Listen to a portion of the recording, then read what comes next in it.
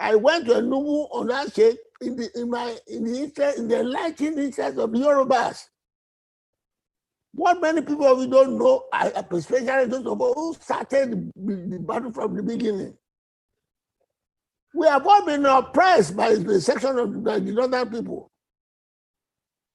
And the clamor the Igbos are now talking about is all our clamor. The Igbos are fighting an enemy they cannot defeat alone.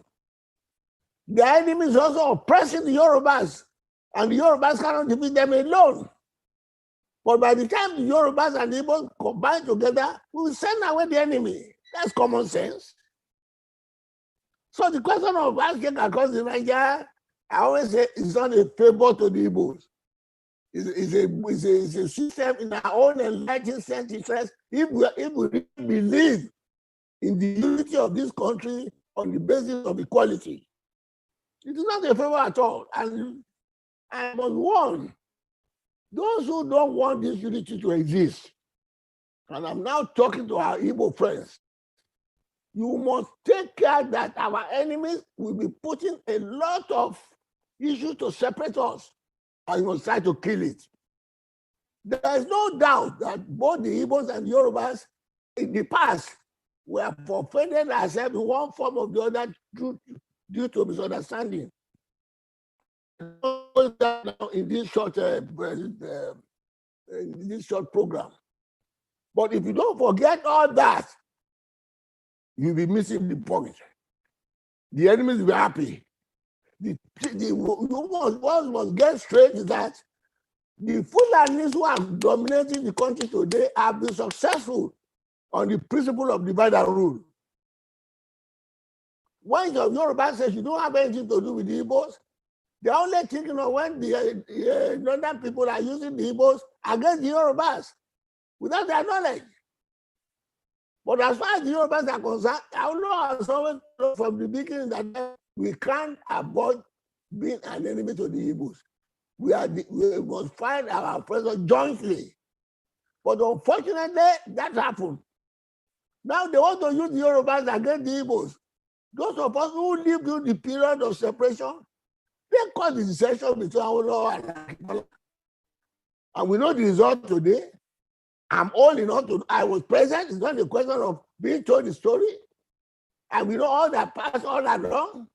All the time they tried to bring dissension between the Igbos and the Yorubas, we know what has been the result. And what many people don't know is that even before independence, at the election, Shifaulo offered serve. I'm repeating it often time. Don't go with these northerners.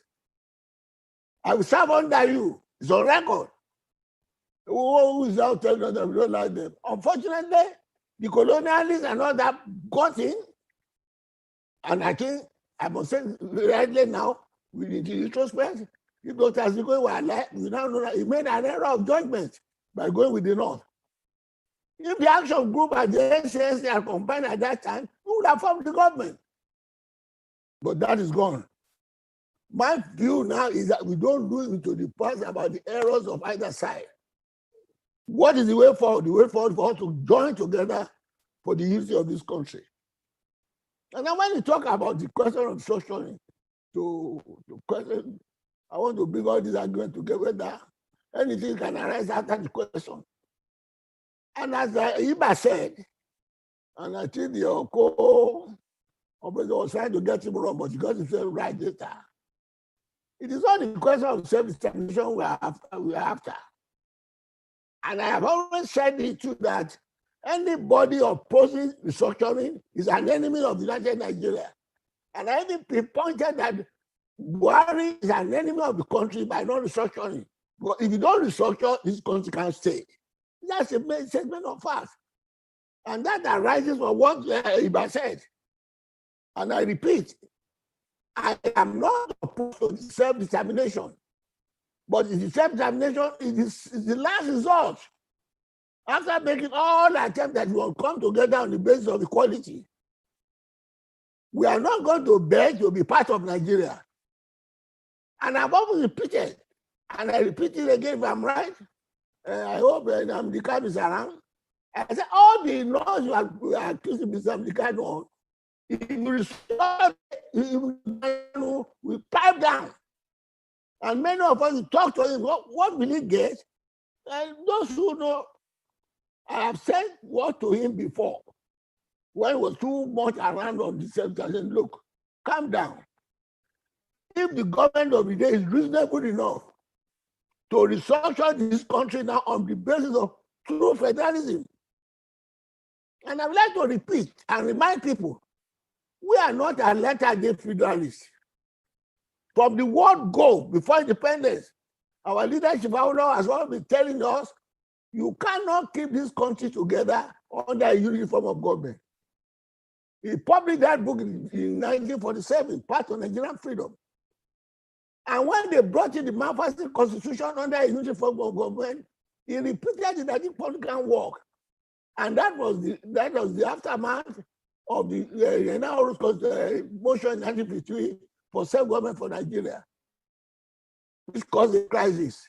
It was that crisis that led Los Chandos to summon all the leaders of Nigeria at that time, Azikwe, Saudana, Awolowo, Balewa, and others to London, because the constitution then has collapsed.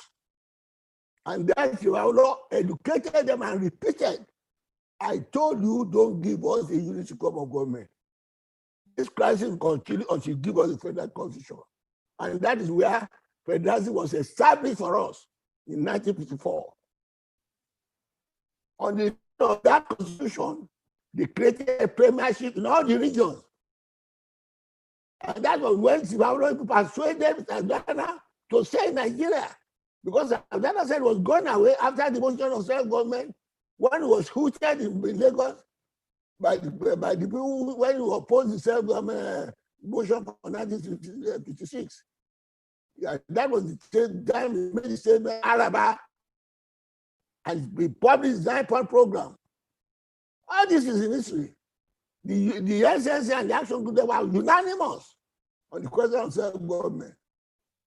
It was about, though there was for a unity form of government, which was an anathema to Saudana. But after the London Constitutional Conference, I would have told them, we cannot stay under a unity form of government. And they agreed. And for those conditions, we had our independent constitution on. The question of revenue allocation was settled. The question of local government was settled.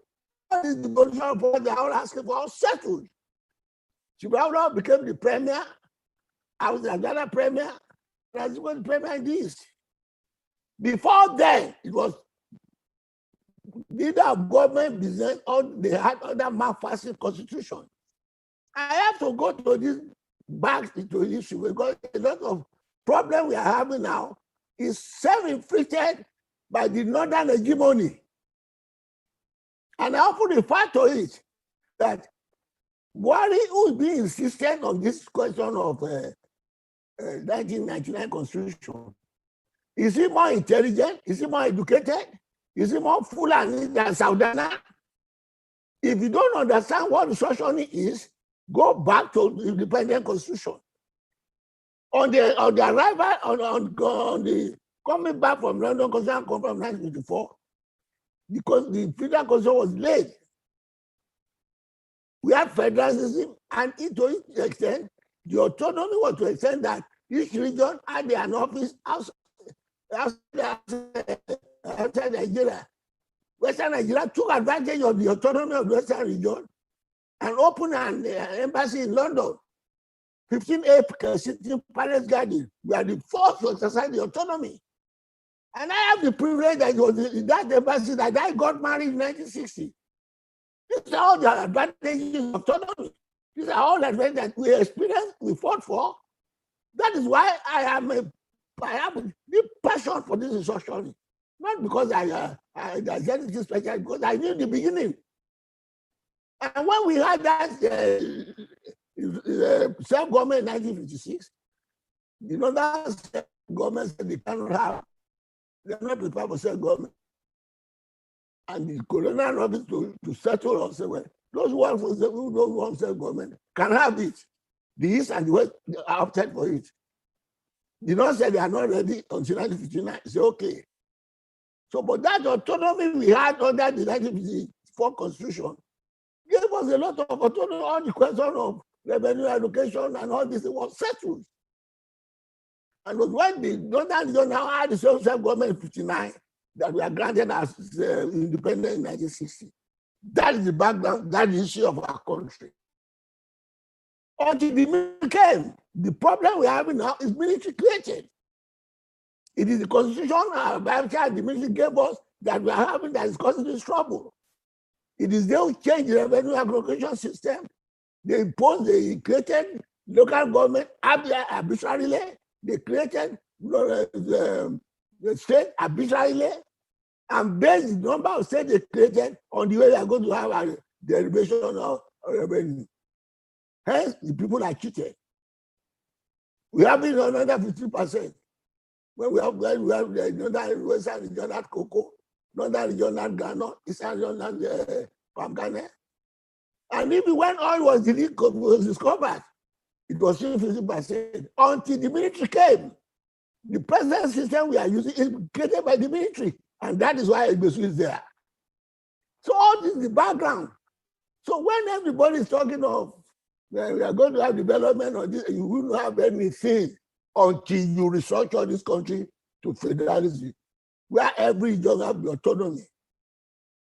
And when we say go back to independent constitution, some people want to confuse us and say, I'm going to go back to 3 regions. No, that's why politics is dynamic. We are only going to have the number of regional states according to the content of what we have in the independent constitution. The part that we are given to the center will be given to the number of states we agree upon or regions we agree upon, and there'll be peace.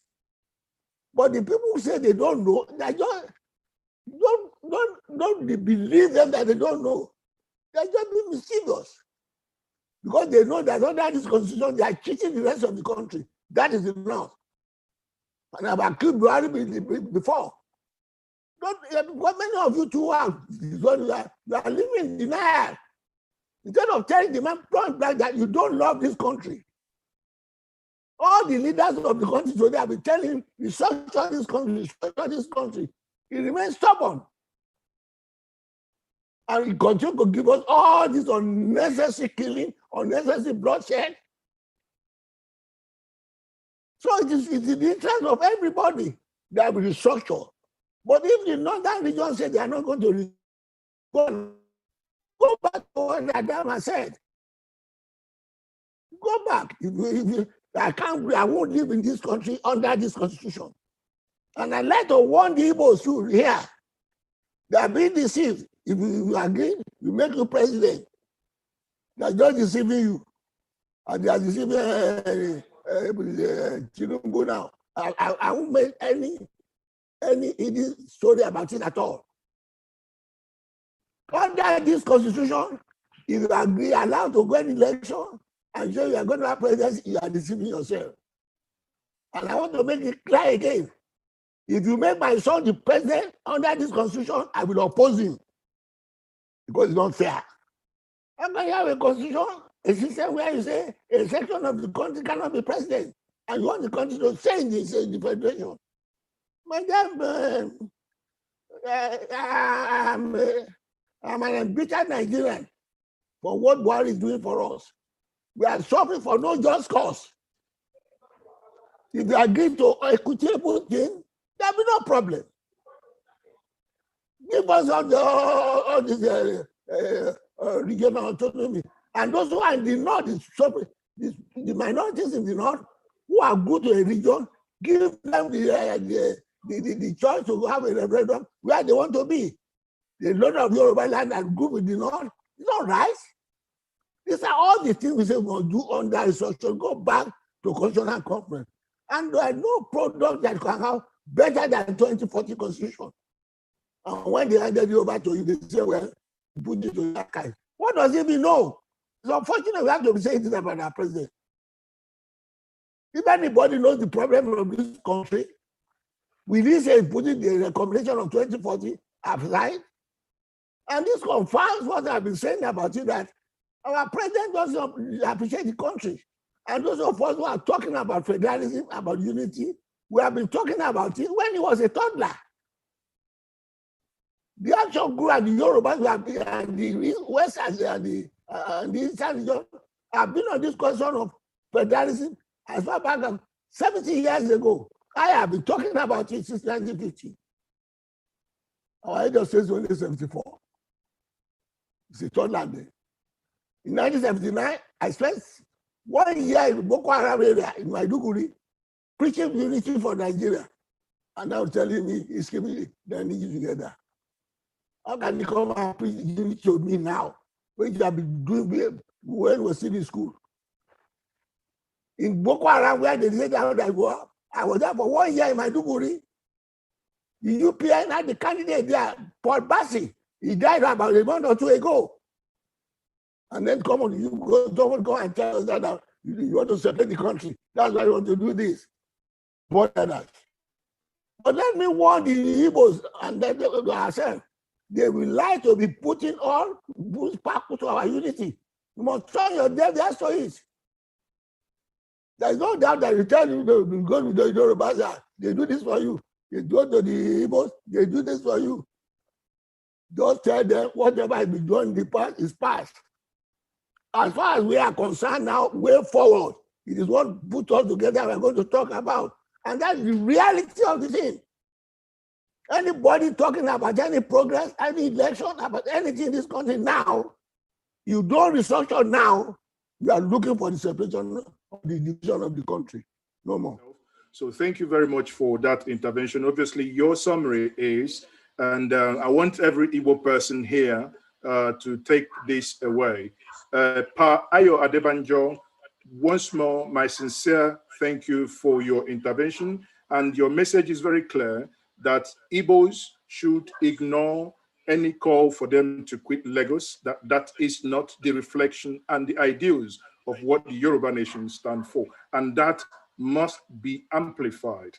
And on the other hand, you made mention of the Independence Constitution, or what some people, as we have seen in the other engagement we once had, where you explicitly said the 1963 Constitution, which some others said, well, if we want to, we have to come and tell them what we mean by restructuring. On the other hand, and they also said, well, they will still support the 1963 Constitution. But either way, one thing is very clear, that the current constitution and the current structure is not working. And you clearly also said that if this is not forthcoming, that you will be a reluctant, a supporter for self-determination. But if push comes to shove, you do not have any opposition for that. Thank you, and I can't thank you enough. On that note, my good friend, Chief Dele Mahmoud, please can you take the floor, and let's see if Professor Patu Tumi or Onye Konwenu is back on. Thank you very much, Chief, once more. Thank you, Mazi Ezioke. Thank you for a job well done. And thank you, our Baba. For those who may not know, Baba is well into his 90s now, and is as vibrant as ever. He was one of those in those days that suffered so much, went to prison with Chief Bafemi Awolowo. So you can imagine if after, I mean, they've been fighting before I was born, and Baba is still as passionate as ever. Thank you, Baba, and God bless you.